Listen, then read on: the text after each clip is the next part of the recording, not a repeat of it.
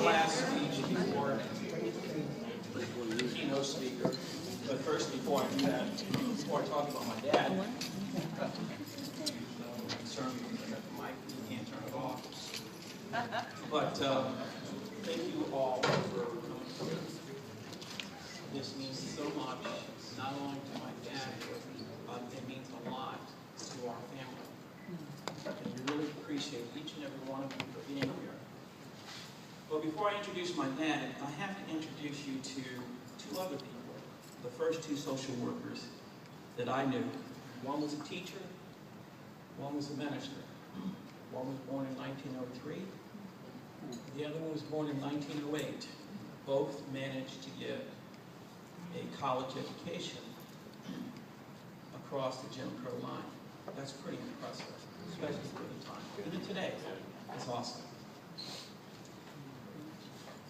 I didn't know what a social worker was until just the other day, to be absolutely honest with you. I'm an engineer, I got my degree from Ohio State, been playing around with spacecraft, building equipment to go to other planets.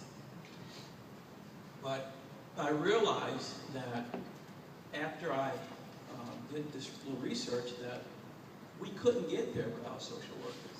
We needed the minds and the support of social workers, like my dad, to be able to do what we did as melancholy people. But going back to my grandmother and grandfather for just one second, I learned that they were social workers, and I didn't realize that. I found out that social workers actually began 1200 BC by the Jewish population, and I didn't know that. And I learned that the word social worker was coined by an educator, and that was just done in the early 1900s. And I did not also realize how significant the task of being a social worker was. I remember my grandparents being the light of my dad's life.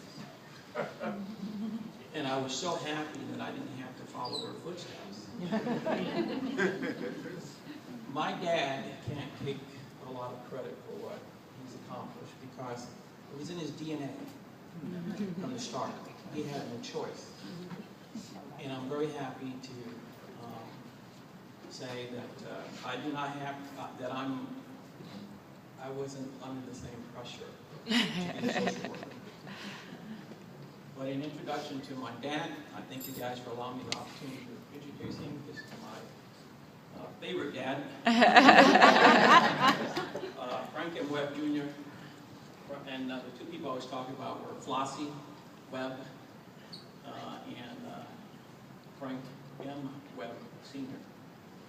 Jr.